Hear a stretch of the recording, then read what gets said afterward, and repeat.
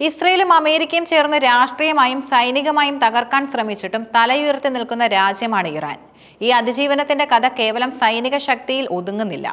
ശക്തമായൊരു ഭരണകൂടവും ആർജവമുള്ള ഒരു ജനതയും സാമ്പത്തിക വളർച്ച ലക്ഷ്യമിട്ടുള്ള നയതന്ത്ര നീക്കങ്ങളും ഈ രാജ്യത്തിന്റെ കരുത്ത് വർദ്ധിപ്പിക്കുന്നു. ഖത്തറിൽ നടന്ന അറബ് ഇസ്ലാമിക് രാജ്യങ്ങളുടെ സംയുക്ത ഉച്ചകോടിയിൽ ഇസ്രയേലിനെതിരെ ശക്തമായ നിലപാടെടുത്ത ഇറാൻ പ്രസിഡന്റ് മസൂദ് പെസഷ്കിയാൻ ജൂതരാഷ്ട്രവുമായുള്ള ബന്ധം വിച്ഛേദിക്കണമെന്ന് ആവശ്യപ്പെട്ടത് അറബ് ലോകത്തെ മുഴുവൻ ചിന്തിപ്പിക്കുന്നതായിരുന്നു. ഗാസ, ബെയ്റൂട്ട്, യമൻ എന്നിവിടങ്ങളിലെ ഇസ്രയേൽ ആക്രമണങ്ങൾ എണ്ണിപ്പറഞ്ഞ് ഇസ്രയേലിനെതിരായ ഏത് നീക്കത്തിനും ഇറാൻ ഒപ്പമുണ്ടാകുമെന്ന് ഉറപ്പ് നൽകിയത് ഇറാന്റെ രാഷ്ട്രീയ പ്രതിബദ്ധതയുടെ തെളിവാണ്. ഇസ്രയേലിന് കനത്ത പ്രഹരം ഏൽപ്പിച്ച ഏക രാജ്യമാണ് ഇറാൻ. ഇറാനുമായുള്ള ഏറ്റുമുട്ടലിൽ ഗാസ പോലെ തകർന്നടിയുന്ന അവസ്ഥയിലേക്ക് ഇസ്രയേൽ പോയപ്പോഴാണ് അമേരിക്ക തന്നെ വെടിനിർത്തലിനായി മുന്നിട്ടിറങ്ങിയത്. 2024 ഏപ്രിൽ ഡെമസ്കസിലെ ഇറാൻ കോൺസുലേറ്റിന് നേരെ ഇസ്രയേൽ നടത്തിയ ആക്രമണത്തിന് മറുപടിയായി ഇറാൻ നേരിട്ട് ഇസ്രയേലിന് നേരെ നടത്തിയ മിസൈൽ ആക്രമണം ലോകത്തെ മുഴുവനും ഞെട്ടിച്ചിരുന്നു. ഈ ആക്രമണത്തിൽ അമേരിക്കയുടെയും ഇസ്രയേലിന്റെയും അത്യാധുനിക പ്രതിരോധ സംവിധാനങ്ങൾ പോലും പരാജയപ്പെട്ടു. ഈ സൈനിക മേൽക്കോയ്മ ഇറാനുമായുള്ള സന്ധി സംഭാഷണങ്ങൾക്ക് ഇറങ്ങാൻ അമേരിക്കയെ നിർബന്ധിതരാക്കി. സാക്ഷാൽ ഡൊണാൾഡ് ട്രംപ് പോലും ഇറാനുമായി ചർച്ച നടത്തേണ്ടി വന്നു. അമേരിക്കൻ സൈനിക താവളത്തിൽ ഇറാന്റെ മിസൈൽ പതിച്ച സംഭവം ഇറാന്റെ സൈനിക ശേഷി എത്രത്തോളം വലുതാണെന്നും തെളിയിച്ചു. അന്ന് ഖത്തർ ഭരണകൂടത്തെ മുൻകൂട്ടി അറിയിക്കാതെ വീര്യം കൂടിയ മിസൈലുകൾ ഇറാൻ അമേരിക്കൻ താവളത്തിലേക്ക് പ്രയോഗിച്ചുവെങ്കിൽ ആയിരക്കണക്കിന് അമേരിക്കൻ സൈനികർ കൊല്ലപ്പെടുമായിരുന്നു. മാത്രമല്ല, അമേരിക്ക വരെ എത്താൻ ശേഷിയുള്ള മിസൈലുകൾ റഷ്യൻ സഹായത്തോടെ ഇറാൻ വികസിപ്പിച്ചതും അമേരിക്കയും ഇസ്രയേലിനെ പിന്നോട്ടടുപ്പിക്കുന്നതിൽ പ്രധാന പങ്കുവഹിച്ചു. ഈ സൈനിക ശേഷി ഇറാനെ ഒരു പ്രാദേശിക ശക്തിയായി മാത്രമല്ല, ആഗോളതലത്തിൽ പോലും ശ്രദ്ധേയമായൊരു രാജ്യമാക്കി മാറ്റി. ഇറാന്റെ ശക്തമായ നിലപാടുകൾ ഇസ്രയേലിന്റെ ആഭ്യന്തര രാഷ്ട്രീയത്തിലും വലിയ ചലനങ്ങൾ സൃഷ്ടിച്ചു. ഇറാൻ പരമോന്നത നേതാവ് അയത്തുള്ള അലി ഖമേനിയെ അധികാരത്തിൽ നിന്ന് മാറ്റാൻ ശ്രമിച്ച ഇസ്രയേൽ പ്രധാനമന്ത്രി ബെഞ്ചമിൻ നെതന്യാഹുവിന് സ്വന്തം രാജ്യത്ത് സ്ഥാനം നഷ്ടമാകുന്ന സാഹചര്യമാണ് ഇപ്പോൾ നിലവിലുള്ളത്. സംഘർഷം അവസാനിക്കുന്ന ദിവസം അഴിമതി കേസിൽ ജയിലിൽ അടയ്ക്കപ്പെടാൻ സാധ്യതയുണ്ടെന്ന ഭയം നെതന്യാഹുവിനെ നിരന്തരം വേട്ടയാടുന്നു. ഈ സാഹചര്യം ഒഴിവാക്കാനാണ് അദ്ദേഹം ഗാസയിലും മറ്റ് രാജ്യങ്ങളിലും നിരന്തരം പ്രശ്നങ്ങൾ ഉണ്ടാക്കുന്നത്.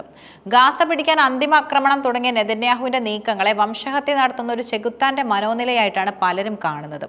ഈ കാരണം കൊണ്ട് തന്നെ നെതന്യാഹുവിന്റെ ജീവനും അപകടത്തിലാണ്. ഇറാനും അവരുടെ പ്രോക്സി ഗ്രൂപ്പുകളും നെതന്യാഹു ഭരണകൂടത്തോട് പ്രതികാരം ചെയ്യാൻ സാധ്യത ഏറെയാണ്. ആയുധകരുത്തിൽ മാത്രമല്ല, സാമ്പത്തിക രംഗത്തും ഇറാൻ ശക്തമായ വളർച്ച നേടുന്നുണ്ട്. അമേരിക്കൻ ഉപരോധങ്ങളെയും രാഷ്ട്രീയ സംഘർഷങ്ങളെയും അതിജീവിച്ച് ഇറാൻ ആരോഗ്യ ടൂറിസം രംഗത്ത് തന്റേതായ ഒരിടം കണ്ടെത്തിയിരിക്കുകയാണ്. ഉയർന്ന വൈദഗ്ധ്യമുള്ള ഡോക്ടർമാർ, ആധുനിക ആരോഗ്യ സംവിധാനങ്ങൾ, കുറഞ്ഞ ചികിത്സാ ചെലവ് എന്നിവയാണ് ഇറാനെ മെഡിക്കൽ ടൂറിസ്റ്റുകളുടെ പ്രിയപ്പെട്ട ലക്ഷ്യസ്ഥാനമാക്കുന്നത്. പാശ്ചാത്യ രാജ്യങ്ങളിലെ ചികിത്സാ നിലവാരത്തോട് കിടപിടിക്കുന്ന സേവനങ്ങൾ ഇവിടെ വളരെ കുറഞ്ഞ ചെലവിൽ ലഭ്യമാണ്. കഴിഞ്ഞ വർഷം മാത്രം 1.2 ദശലക്ഷം വിദേശ രോഗികളാണ് ഇറാനിലെ ആശുപത്രികളിൽ ചികിത്സ തേടിയെത്തിയത്. ഇത് മൊത്തം വിനോദസഞ്ചാരികളിൽ 16% വരും. മിഡിൽ ഈസ്റ്റ്, ഏഷ്യ, യൂറോപ്പ് എന്നിവിടങ്ങളിൽ നിന്നുള്ള രോഗികളാണ് കൂടുതലായി ഇവിടെ എത്തുന്നത്. കോസ്മെറ്റിക് ശസ്ത്രക്രിയകൾ, ഹെയർ ട്രാൻസ്പ്ലാന്റ്, അവയവമാറ്റ ശസ്ത്രക്രിയകൾ, വന്ധ്യതാ ചികിത്സകൾ എന്നിവയാണ് വിദേശ രോഗികൾ കൂടുതലായി തേടുന്നത്.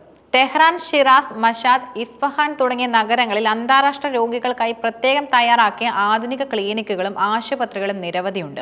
ഒരു മെഡിക്കൽ ടൂറിസ്റ്റ് ശരാശരി $2500 മുതൽ $3000 വരെ ഇറാനിൽ ചെലവഴിക്കുന്നു. ഇത് രാജ്യത്തിന്റെ സമ്പദ് വ്യവസ്ഥയ്ക്ക് വലിയ സംഭാവന നൽകുന്നുമുണ്ട്. $47 ബില്യൺ വാർഷിക മൂല്യമുള്ള ആഗോള മെഡിക്കൽ ടൂറിസം വിപണിയിൽ ഇറാന്റെ ഈ വളർച്ച ശ്രദ്ധേയമാണ്. രാഷ്ട്രീയ സംഘർഷങ്ങളും COVID-19 പോലുള്ള ആഗോള ആരോഗ്യ പ്രതിസന്ധികളും ഇറാന്റെ മെഡിക്കൽ ടൂറിസം മേഖലയ്ക്ക് വെല്ലുവിളികൾ സൃഷ്ടിച്ചിരുന്നു. എന്നാൽ സർക്കാർ മികച്ച നടപടികൾ സ്വീകരിച്ച് ഈ വെല്ലുവിളികളെ അതിജീവിച്ചു. ആശുപത്രികളുടെ അടിസ്ഥാന സൗകര്യങ്ങൾ മെച്ചപ്പെടുത്തുകയും ചികിത്സാ നിലവാരം ഉയർത്തുകയും രോഗികൾക്കായി വിസ നടപടികൾ ലളിതമാക്കുകയും ചെയ്തു.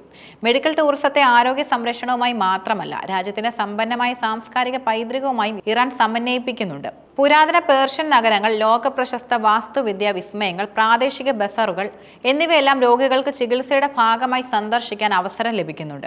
ഇത് കേവലം ഒരു ചികിത്സായാത്ര എന്നതിലുപരി അവിസ്മരണീയമായ ഒരു യാത്രാനുഭവമായി മാറുന്നു. മെഡിക്കൽ ടൂറിസം കൂടുതൽ മേഖലകളിലേക്ക് വളർത്തുന്നതിനായി ഇറാൻ സർക്കാർ നിരവധി പദ്ധതികൾക്ക് തുടക്കമിട്ടിട്ടുണ്ട്. വർഷം തോറും എത്തുന്ന ആരോഗ്യ ടൂറിസ്റ്റുകളുടെ എണ്ണം 2 ദശലക്ഷത്തിലധികമായി ഉയർത്താനാണ് ഇറാൻ ഇപ്പോൾ ലക്ഷ്യമിടുന്നത്. ഇതിനായി ആശുപത്രി ശൃംഖലകൾ വികസിപ്പിക്കാനും പ്രത്യേക പാക്കേജുകൾ അവതരിപ്പിക്കാനും അന്താരാഷ്ട്ര സഹകരണങ്ങൾ ശക്തിപ്പെടുത്താനും സർക്കാർ ശ്രമിക്കുന്നു. ഇറാൻ ഇന്ന് ലോകശ്രദ്ധ പിടിച്ചുപറ്റുന്നത് സൈനിക ശേഷി കൊണ്ട് മാത്രമല്ല, ആർജവമുള്ള ഒരു ജനതയുടെ അതിജീവന കഥ കൊണ്ടുകൂടിയാണ്. രാഷ്ട്രീയ പ്രതിസന്ധികളെയും ഉപരോധങ്ങളെയും അതിജീവിച്ച് സ്വന്തം സമ്പദ് വ്യവസ്ഥയെ ശക്തിപ്പെടുത്താനും ലോകത്തിന് മുന്നിൽ ഒരു പുതിയ ശക്തിയായി മാറാനും ഇറാൻ ശ്രമിക്കുന്നു. ഈ വളർച്ച ഇസ്രയേലിനെയും അമേരിക്കയും സംബന്ധിച്ചിടത്തോളം മറ്റൊരു തിരിച്ചടിയാണ് നൽകുന്നത്. സൈനികമായി മാത്രമല്ല, സാമ്പത്തികമായും സാംസ്കാരികമായും ഇറാൻ ലോകത്തിന് തന്റേതായ ഇടം കണ്ടെത്തുന്നു.